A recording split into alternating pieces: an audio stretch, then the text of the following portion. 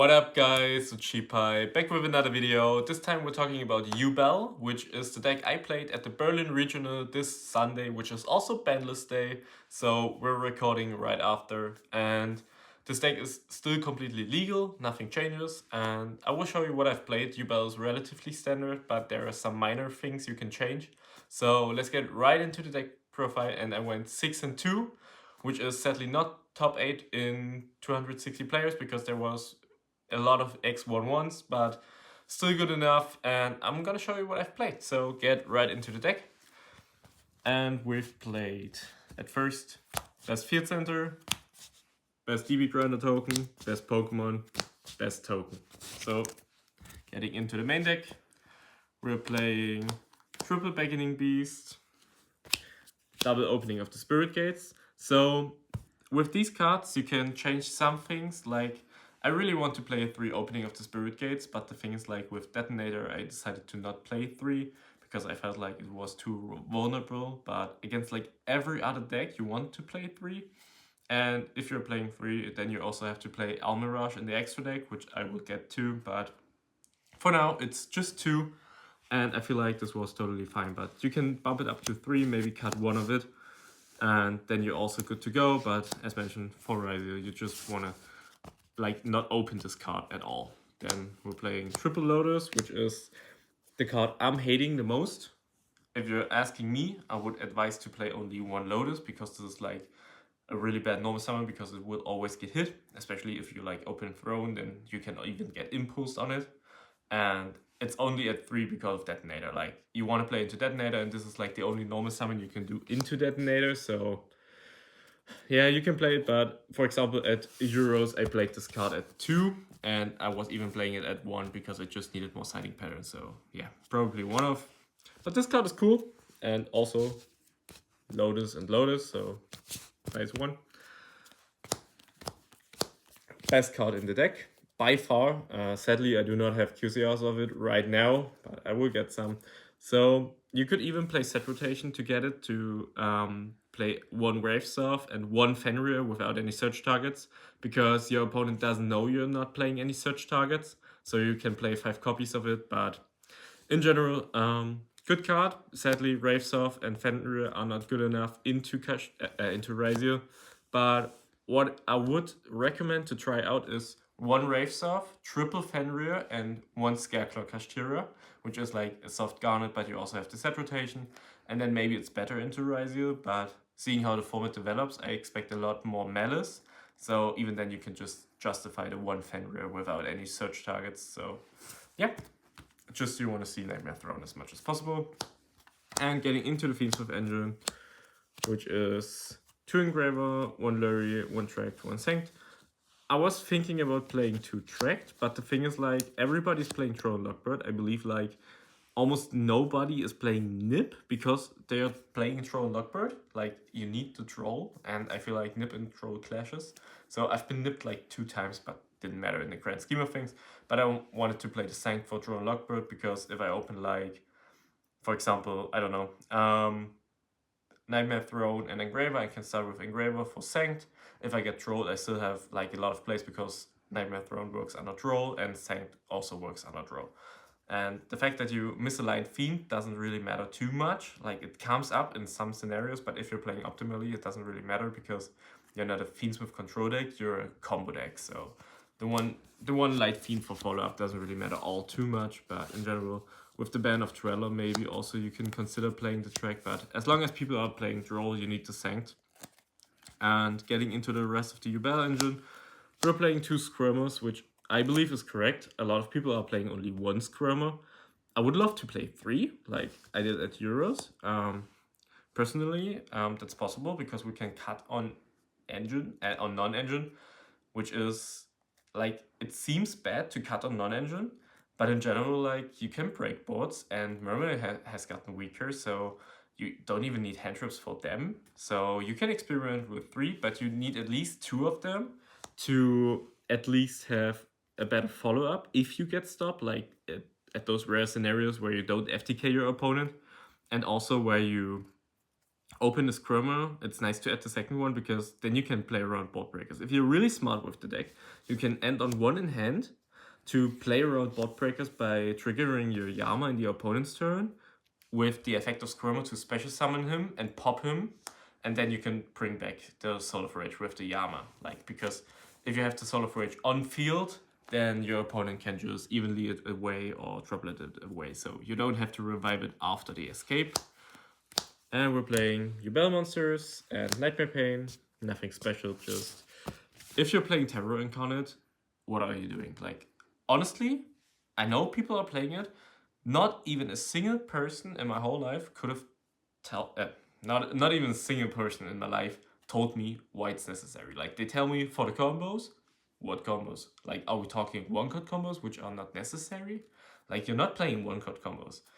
The only reasonable thing I could believe is like you needed to have more plays under Dweller with Nightmare Throne, so you get an extra body. But where's Dweller? Dweller is on the ban list, so honestly, I don't believe in Terror Incarnate. If you have any reasons to play him, you can tell me in the comments. I would really love to read it, but I don't believe in the card. Then we're playing Unchained Monsters, the best trap. This is if you get Fuva Lost and you have Beckoning Beast as a starter, you can give them 2 draws and end on Soul of Rage, Yama, and Escape, so this is really good. You don't really need it all too much, but I played it especially for this reason, and I believe if people are on breakers, this is the best card for it. Like, the board is unbreakable if you play this card, and if you get Fuva Lost, or Peruliad, or Meows, or anything, or even double Charmeat, and you don't have Ash, Troll, or anything, just full commit. Just full commit. If you're playing optimally, and this is really important, if you're playing optimally, you will play through everything. You will go full combo, like if you open 3 to 4 engine cards, you give your opponent 11 to 15 draws, you don't really care about it. Really. There is no deck in the game, except like they open 5 breakers that can break your board. That's impossible. You just give them all the draws, you play through everything if you're experienced with the deck, and they cannot win. Like, it's impossible. So, getting into the non-engine, which is really short. Draw, Ash, and Imperm. Only hand traps. I wanted to play Imperm so I can side into more hand traps. Especially for decks like Mermaid and such. But doesn't really matter in the grand scheme of things. Maybe you can cut the cards. The deck is 42 cards, so only 9 hand traps. And Ash and Draw are for the Charmies, so you don't have to always full commit because it's a really hard thing. But as mentioned, it's possible. Yeah, so those are the hand traps. Then we're playing Called By. Just because of White Binder. The only reason for Called By is if they try to revive the White Binder, you can Called By it. And you can get some value out of it to beat Malice going second. Then we're playing Slayer. And we're playing Droplet. Like, those are the breakers. I really prefer breakers right now with this deck. Simply because the engine is really good. And people underestimate how good Yubel is at playing into boards if you open 3 to 4 engine cards just by dodging, because people will always try to stop you from playing and not interact with you while playing. So Yubel is really good at pushing to play and not to play in itself. Like, you just try to get one card to resolve everything. And this is really good with breakers. Then you can just push until there's no interaction left. And those cards are good against Malice because I don't want to hand trap Malice. I feel like hand trapping Malice is... Okay, das habe ich online. So wie viel kostet really good people? How could you open to feature for people to you from playing review playing you really good? No, we left it in. We left it in. You just try to get one. To push gefunden. Okay. Thanks, Siri. Nice one.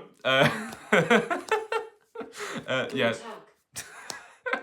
So we're just hand trapping Malice. That's not hand trapping Malice. I'm sorry. We're not hand trapping Malice. That's the important part. We want to break the board, and we will side out these cards. Always. They just go out against Malice. Like, you don't care about it.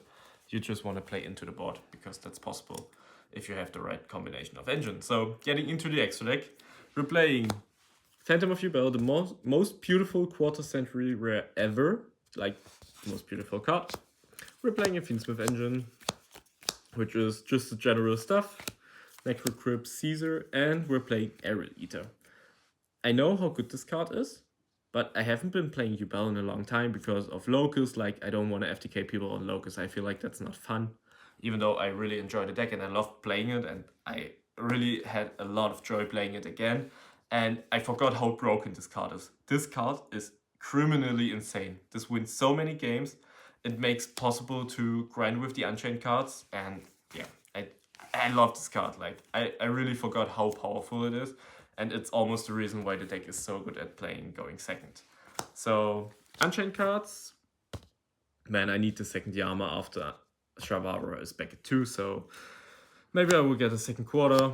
Soul of Rage and Anguish. Anguish is here like the experimental slot, which was not really necessary. I was thinking about playing Almirage, and Almirage would have won one game where my opponent exactly had Troll and I opened double opening of the Spirit Gates and nothing else. So this game will never come up again. So even though Almirage would have won it, it didn't really matter in general.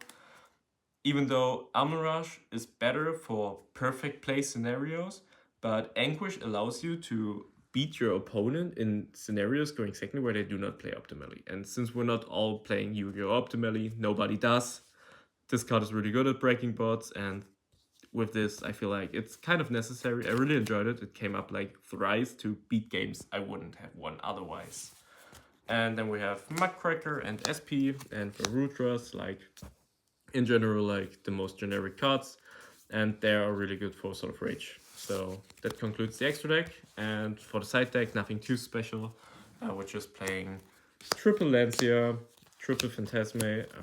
You could play the Fuvalos. I don't own the Fuvalos because of the reprint, so yeah, it's Phantasme. But I would at least play one Phantasme and one Magnamut, even against Malice, because as mentioned, you just want to play into the board, and Phantasme draws 3 cards and establishes a body. So even if they drop the White Binder, in their end phase, if they're not playing optimally, you can take out the White Rabbit if they like don't get 2 into rotation, and then you can Phantasme in your turn to just generate more cards. And as mentioned, like with White Rabbit at 2, maybe more players are hesitant to get both into rotation. So this can be really good. Then we're also playing one Ball Drake for the Magnamut to search if we're going first to take out the Slayers, and especially like against other decks where Bistros are not that bad. Then we're playing DD Crow for Mermail. I don't know if I will still play it if Mermail is hit that hard on the ban list, so you can make up your own mind for it. Like, I really enjoy DD Crow, just because it's like another hand trap for Mermail, and this is also why the Imperm is here, so I can side into more hand traps. And then we played double Gravekeeper's Inscription and 2 Dark Ruler. Gravekeeper's Inscription is a fine card. I sadly did not see it against Malice. Like, it also stops you in some ways because of Aerial Eater, Revive, and Gravescrimmer, but it stops them more and makes the follow-up even harder. But as mentioned, sadly didn't see the card. And Dark Ruler is good. It stops Resi Detonator. It's just two extra outs. And I played against Sprite at the regional, and I'm really sorry for this guy. I believe he played against the only person who had Dark Ruler. I drew Dark Ruler against him, turned off his whole board and just 2-0'd him, so yeah, that's Sprite for you. But in general, I really enjoyed the Dark Ruler, and I really enjoyed the deck. And with that being said, that concludes the deck. Have a nice day, and have fun with Yubel.